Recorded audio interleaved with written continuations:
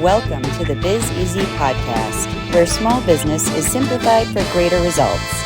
Brought to you by Resources and Development. Go to www.resources-development.com for help in taking your business to the next level. And now, help me welcome the host of the Biz Easy podcast, Steve McCrillis. All right, everybody, welcome to the Biz Easy podcast. We're coming to you recorded across the airways to all America for business owners everywhere. It's your resource to help take your business to the next level. Don't forget to stay tuned to learn how to get your free Biz Easy business tool gift. Man, that's hard to say, Steve. My name is Skip, and I'm the lead business coach here at Resource and Development and your host today as we learn how to stay better focused on the things that make you great. Now I'd like to introduce you to my partner and our face to the nation and sidekick, Steve McCrillis. Sidekick. Yes, that's the way I like to be referred. Thank you. Appreciate the introduction. So once again, we always have to start with the dad joke of the day. Do we have one today? Yeah. I went to a concert this weekend, Steve. Let me start again, Steve. I went to a concert this weekend and it only cost me 45 cents. What? 45 cents? Right. Who did you see? I saw 50 Cent featuring Nickelback. That's actually pretty good. I have to give you that. Well, Steve, we got part two today, don't we? Part two. You're absolutely right, Skip. You read or heard part one in the series of the most common mistakes that business owners make. You have recognized that they are a broad list of 3 common mistakes that deal primarily with planning, organizing, and measuring. Not only are they relevant for startup business, but they apply quite significantly to those who have been in operation for years. It's never too late to stop, think, and regroup your business.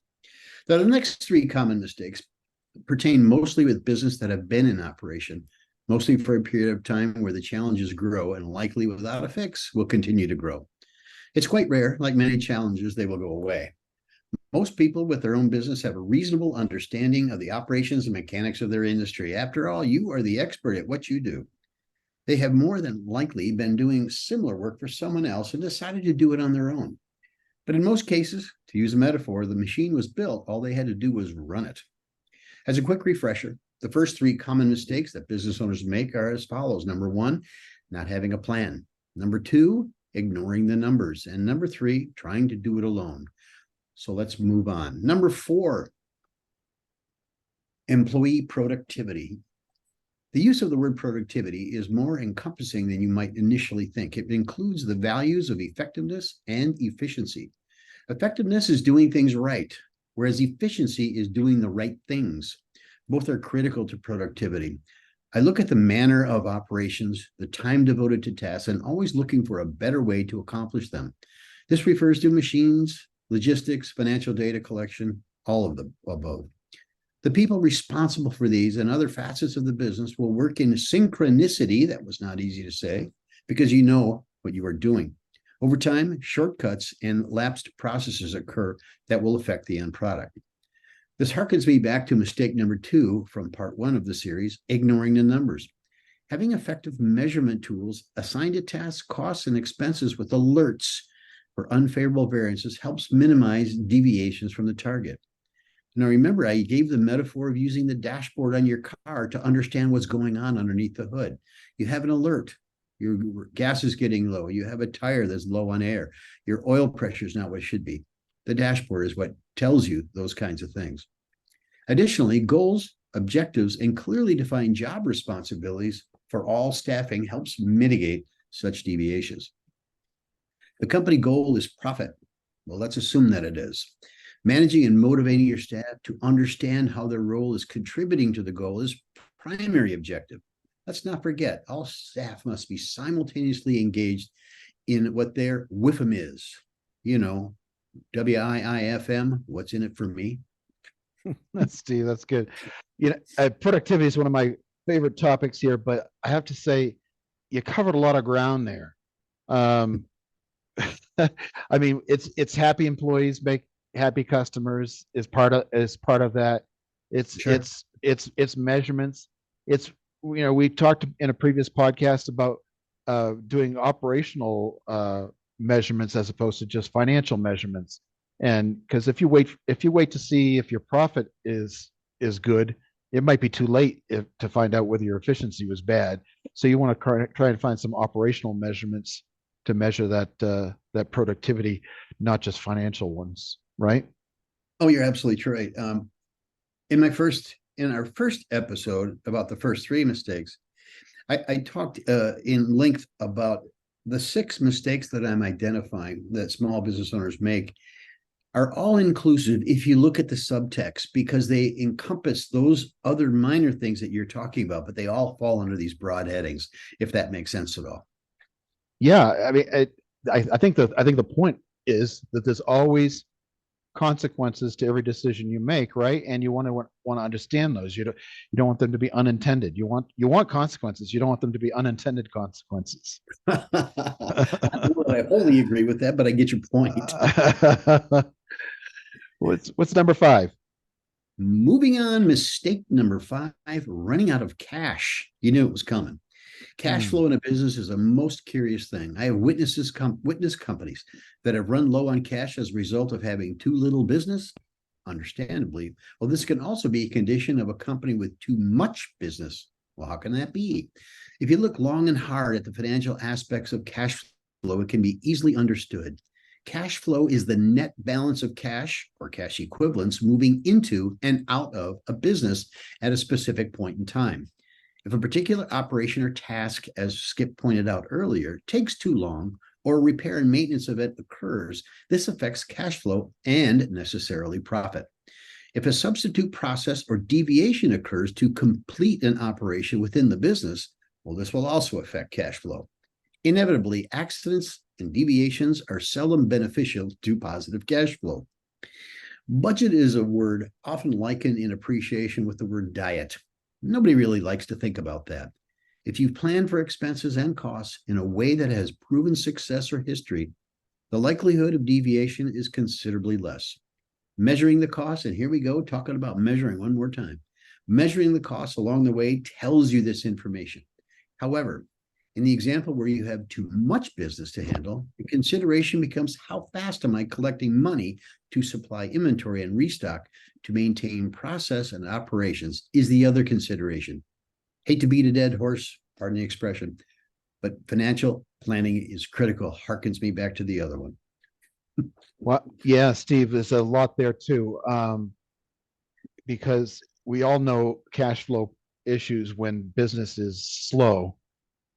But really, I think that's an important consideration. But I think to your point, if you have a business and you typically do $100,000 worth of business, and I come in with an order for $500,000 and it has to be done in 30 or 60 days, where are you going to find the people and the materials and whatever it takes to fill that order in time? Where are you going to find the money to pay for all that? And the money to pay for it. Because I'm not going to pay you until at least 30 days after the job is done. So that could put a successful business in a real cash flow bind, not to mention an operational bind as well. I talk with business owners very often about cash flow, and it's very difficult for people to distinguish between profit and cash flow. But once you understand those simple fundamentals, it becomes a little bit more apparent why they have issues with running out of cash, which is obviously a negative cash flow problem. Mm-hmm. But again, and I have to bring this back to the beginning when we talked about putting these 6 common mistakes that business owners make into 2 podcasts. Well, as you remember, Skip, my intention was to have each one of these be an independent podcast. But we elected not to do that because our focus is not on identifying all the problems and what those problems look like. And, these are the things that occur. Our responsibility here, in my humble opinion, is to identify the issue, but also recognize the solution to save that. So we don't want to focus on problems. We want to focus on, identify the problem, but more focus on the solution, knowing that you as a small business owner may run into these things. You may not, but you may. And in that case, we want to be a resource And we want our information to be a resource for some solution. That's right, Steve. Try to focus on the positive more than the negative, right? But going back to this issue and this problem, I see successful businesses fail of cash flow all the time, and these are successful businesses because the owner wanted a new house, so they sucked all the money out of the business, and one simple bump in the road is going to put them into a cash flow situation. Right. And so I guess the lesson here is set aside the amount of money in savings for the business, so in reserves, to be big enough to handle the type of orders that you really want to have. To be able to grow to the size you want to have is going to take more cash in reserve. So I applaud your success, but don't celebrate right away. Make sure that you've got enough reserves to handle the next step of growth before you go taking money out of the company for your lifestyle. See, and you did it again. You identified that all these little issues fall in the top 6 mistakes that small business owners make. You're absolutely right. Which takes me to mistake number 6, not recognizing changes in market demands. Speaking of horses, how many buggy whips did the tack shop have before horse and carts were replaced by motorized vehicles? You get my metaphor there? How in the world did Blockbuster end up going bankrupt when it was a thriving business for most consumers to satisfy their weekend's entertainment? How about Kodak? When was the last time you bought a roll of film? These are all obvious and dramatic examples of change in the world of technology. With fads and ever-changing purchasing whims of consumers, keeping an eye on product lines and services becomes incumbent on all business owners. Don't get caught in the change is what it boils down to. It was only in recent years that names like Uber and Lyft became part of our everyday lexicon. Do you suppose this had any impact on the licensed taxi business? Well, we actually know that it has. My focus and interest have always been on the small businesses that are tangent to the big ones. Another example would be the small business whose mainstay of revenue was repairing and replacing VHS equipment. Well, the online purchasing has had a dynamic impact on retail businesses, not to mention what is being sold and purchased online. How a business owner can remain relevant with their product or service must always be in consideration. John Lennon was quoted as saying, "Life is what happens to you while you're busy making other plans." Staying focused on the financial aspects of your business while staying relevant in the marketplace are quite literally the most critical aspects of running a business. And here you thought it was going to be easy. Yeah, or biz easy, right? Yeah, but you hear this word a lot, and I've said before, I hate the word, but it's disruption, right? But it seems like every person under 40 who's trying to start a business is trying to disrupt the marketplace. This is what we're talking about. Those are the people who are out to put you out of business by changing the technology. Your Airbnb, who are renting out apartments that aren't being used, are killing hotel businesses in certain areas. Your Uber example is a really good one. I think in New York City, you used to have to get a taxi cab medallion to bolt onto your taxi cab to be a taxi cab driver. You couldn't just paint your car yellow and become a taxi cab. And those and those medallions were going for millions of dollars in order to become a taxi cab driver. Well, the price of taxi cab medallions is way, way down from where it was not $1 million, 10 or 12 years ago. Yeah, I think it's probably less than $1 million now. I don't know, but it was millions before. So the disruption is what they're trying to do to you. So you have got to be paying attention to the marketplace and make those adjustments. It's so easy to get caught up in making a higher quality product, but if your higher quality product, i.e., a Kodak, is no longer relevant, then what it can be made out of gold. It still isn't going to sell. Over the course of the century, many small businesses have been put out of business by such incidents.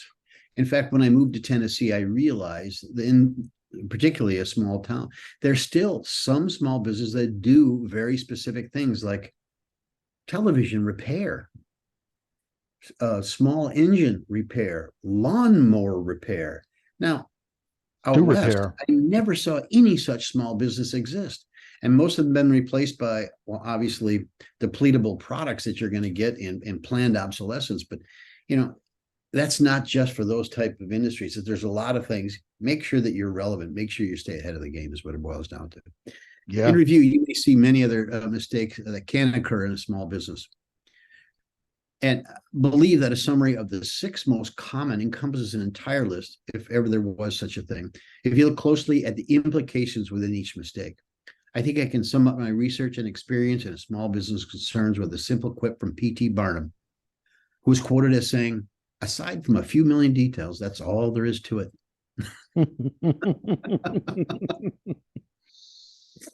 Well, between this week's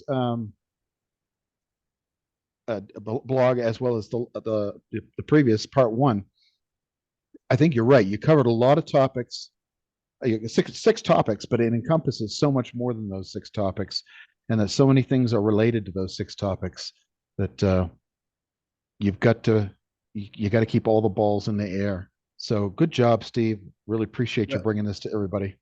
We can talk about so many things, and again, let's understand what our focus is helping make their work a little bit easier. You don't need to make all the mistakes that everybody has made before you. To avoid those pitfalls, you are going to make mistakes, you are going to run into challenges, but you don't have to make them all, I guess, is what it boils down to. And if we can help pave that way a little bit more effectively, then we're willing to do it.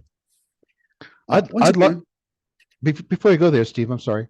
I'd love to have some folks write to us and let us know if this episode or any of the other episodes have, put a light bulb on for them. We'd love to interview them for a future podcast. So if you've got such a story where something that we've said in this or in past episodes has helped you turn something around, please reach out to us. We'd love to talk to you. I would also add to that, if you challenge any of this information, we're always willing and capable of evolving the process, because what we don't want to be is irrelevant. We want to be relevant to any small business. We have both been in small business for a very long time. We've seen a great deal of changes, but it doesn't mean to say things are now going to be static. They will continue to evolve, continue to change. We always want to make sure we're staying ahead of that game, and it's not always easy. And your feedback, as Skip points out, is critically important to us. You have questions, you have comments, you have concerns, you have anything that you'd like to add to that, hey, we'd be happy to air. In fact, we'd be happy to interview you and on a podcast. Perhaps I will turn up in podcast number 274, but we'll figure that out when the time comes. All right. Once again, our newest addition to our podcast, it's story time. Gather round, grab an adult beverage, and listen to this. Keep in mind that this story that Skip is about to tell is a real company still in existence today, having started, like many of you, from humble beginnings.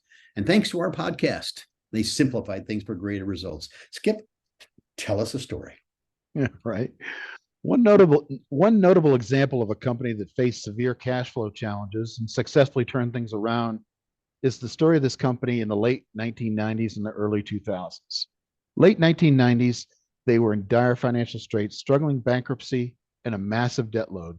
The company had expanded rapidly and acquired various trading card companies, toy manufacturers, and other ventures, accumulating significant debt in that process. Additionally, the comic book industry was facing challenges, and the company was not adapting effectively to the changing marketplace. In 1998, they filed for bankruptcy, and the situation was bleak. However, under the leadership of Ike Perlmutter, a financier who acquired the company in a corporate takeover, the company embarked on a remarkable turnaround. Perlmutter and his team took several strategic steps to address the company's cash flow issues. Its focus on core business, where they focused on the core business of the comic book publishing and licensing characters. So the company streamlined its operations, selling off non-core assets and divisions that were draining resources. They took cost-cutting measures. They implemented significant cost-cutting measures to reduce overhead and operational expenses. This included layoffs and more disciplined approach to budgeting. They started recognize the value of licensing. They recognized the value of its extensive character portfolio they aggressively pursued licensing deals for its characters in famous forms of media and various forms of media. And the effort laid the groundwork for the later success of Marvel Studios in producing blockbuster superhero films. They also started creating strategic partnerships where they formed to share the financial burden of producing and marketing its comic books. This allowed the company to mitigate risk and improve cash flow. Embracing digital distribution, they adapted to the changing landscape of the media consumption by embracing digital distribution and exploring new revenue streams through online platforms. The strategic moves proved to be highly successful, and Marvel emerged from bankruptcy in 1999. Over the decade, Marvel experienced dramatic financial turnaround with the success of its comic book properties and various media, including movies and television. The Marvel Cinematic Universe, or the MCU, became a blockbuster success with films like Iron Man, The Avengers, and others dominating the global box office. So by refocusing on its core strengths and cutting costs and leveraging its intellectual property through those strategic partnerships and licensing, Marvel Entertainment was not only overcame severe cash flow challenges, but also became one of the most successful entertainment franchises in the world. The story of Marvel's turnaround showcases the importance of strategic vision, adaptability, and effective management in overcoming financial crisis. It's a great story, Skip. And speaking of cash flow, we had a little banter about cash flow. Even the big companies struggle with cash flow. So understanding what was relevant, and they measured what each of their revenue streams were contributing to the overall success of the company and cut out those that were not, it really helped them. Obviously, you gave away the name of the company early in the game, but it's a big company. I mean, this obviously is a billion-dollar enterprise now, but they had cash flow issues to the point that they went ahead and filed bankruptcy, but still emerged from that and are what they are today. I think it's a great story that identifies even the larger companies can have these kinds of issues and recover. Yeah, maybe somebody should write a comic book about it. Good plan. Yeah, there we go. So we can't forget that we have a free gift today just for listening to us. And now, Don Pardo, what do we have for our listening audience? This week's free gift is our burden calculator. Now, this tool is designed to help you calculate the overhead costs that your company must consider when pricing your product or service. Now, this tool will help you determine how much you must add and consider ensuring that you are selling profitably. And we all know how important planning is, especially when it comes to planning for profit. Raw costs of your product plus profit margin does not equal price. All of those other overhead costs must be considered. You buy something for $1 and sell it for $1.10 will ensure that you sell your way to financial loss. Let's Skip, show us around. Couldn't have said it better myself, Steve. Burden is really critically important when pricing anything. And this little calculator is designed to make that task of pricing those products really, really easy. So I put in some simple financials in here on the left-hand side, what your sales revenue was, what any other types of revenue you might have coming in goes in the second box, your cost of goods, and then any other types of overhead expenses that you have go in those boxes. Once we do that, we know that our total burden or our total overhead that needs to be offset by sales needs to be $600,000 a year. But only 200,000 of the 300, only 2 million of the 3 million was earned by sales revenue. So for pricing products, the products themselves actually have to be lifting $400,000 worth of burden, or 40 cents per dollar. So if your product costs $50 and we add 40 cents for each one of those $50, we need to price our product at $70 in order to offset the burden. But we don't want to stop there, right? We still need to make a profit. So, but that gets you to price after burden. And then what we want to do is put in our desired profit margin. How much? What's the typical percentage that people make in your industry? You drop that number in here. It turns it into markup, and I'm going to explain the difference here in just a minute. But with the markup and the margin, our total price needs to be $78 to cover both the raw costs, the cost of the burden, plus make sure we hit our profit margin. Now, the difference between markup and margin, I've illustrated on our second tab here, which can be useful. If we want a 10% profit margin, we don't want to mark it up 10% because that would only give us a 9% profit margin. So what we want to do is if we truly want a 10% margin, we have to mark up 11.11%. And the reason is we're working from the raw cost to the price instead of markup is calculated from the price, what percent you get left over. So in order to have the 10% left over, we've got to mark up our raw costs and burden by 11.11%. So that gives you a little difference. It kind of laid out all the percentages here. There's some custom boxes where you can put your own custom percentages in, and it'll calculate what it is for you. But that's our burden calculator, Steve. Pretty simple to use, but I think critically important when pricing any product or service for your company. As Skip mentioned, once again, that the inputs are minimal, but the outputs are quite powerful. Now, this tool has been very valuable to help you consider all necessary costs to ensure that you're making money. Understanding the difference between markup and margin, as Skip had mentioned, are critical for you to do your financial planning for the future of your business, and this tool will certainly help. Now, we hope this makes your business a little more predictable and profitable. And the way to get your copy of the Burden Calculator today for free is to go to the products page at resources-development.com and use the coupon code markup, MARKUP, to get yours absolutely free. This product is a $29.95 value that you will receive free for listening to us today. Our gift to help make your life biz easier. Hopefully we haven't been too much of a burden on you today. Thanks so much. Okay, folks, that's it for today. I hope you enjoy your free gift. I hope you've enjoyed the podcast, and we will see you next time.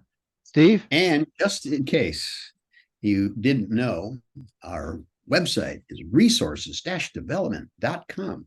You can get copies of these last two parts of Most Common Mistakes and all the blogs and everything else that we have to offer for your listening and reading pleasure. So yes, Skip, it's a wrap. I think it's time to let's wrap it up. It's a wrap. Oh, there you go. All right. Good night. Thanks for listening to today's Busy Z podcast. If you enjoyed our broadcast, we would kindly ask you to like, subscribe, and share with other entrepreneurs. See you next time on the Busy Z podcast, where business is simplified for greater results.